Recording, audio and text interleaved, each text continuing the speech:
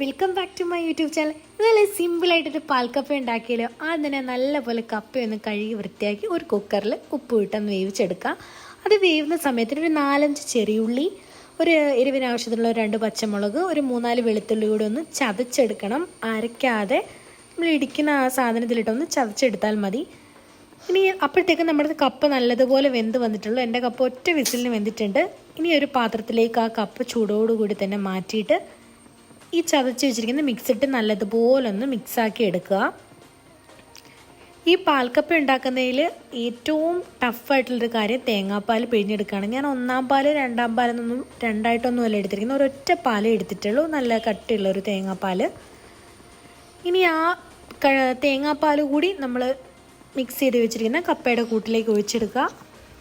എന്നിട്ട് സ്റ്റൗവിൽ വെച്ച് നല്ലതുപോലെ ഒന്ന് തിളപ്പിച്ചെടുക്കുക. ഒരുപാട് കുറുക്കി എടുക്കേണ്ട, കാരണം ഇത് തണുത്ത് കഴിയുമ്പോൾ കപ്പയല്ലേ ഒന്ന് സെറ്റായി വരും, ഒന്ന് കുറുകി വരും. അതുകൊണ്ട് ചെറിയൊരു ലൂസിലെടുക്കുക. ഇനി ഒരു 2-3 ടേബിൾ സ്പൂൺ നെയ്യിൽ ചെറിയുള്ളി, കടുക്, വറ്റൽമുളക്, കറിവേപ്പില ഇതെല്ലാം കൂടെ നല്ലതുപോലെ ഒന്ന് താളിച്ചെടുക്കുക. നമ്മുടെ പാൽക്കപ്പ ഇവിടെ നല്ല സെറ്റായിട്ടുണ്ട്. ഒന്ന് തണുത്തതിന് ശേഷം നോൺ വെജിൻ്റെ ഏത് കറിയുടെ കൂടെയും കഴിക്കാനായിട്ട് നല്ല ടേസ്റ്റി ആയിട്ടുള്ള ഒരു ഐറ്റമാണ്. ട്രൈ ചെയ്ത് നോക്കുക. നമ്മുടെ ചാനൽ ആരെങ്കിലും പുതുതായി കാണുന്നതുകൊണ്ട് സബ്സ്ക്രൈബ് ചെയ്ത് സപ്പോർട്ട് ചെയ്യുക. അടുത്തൊരു വീഡിയോ വരുന്നവരെ ടാറ്റാ, ബൈ ബൈ.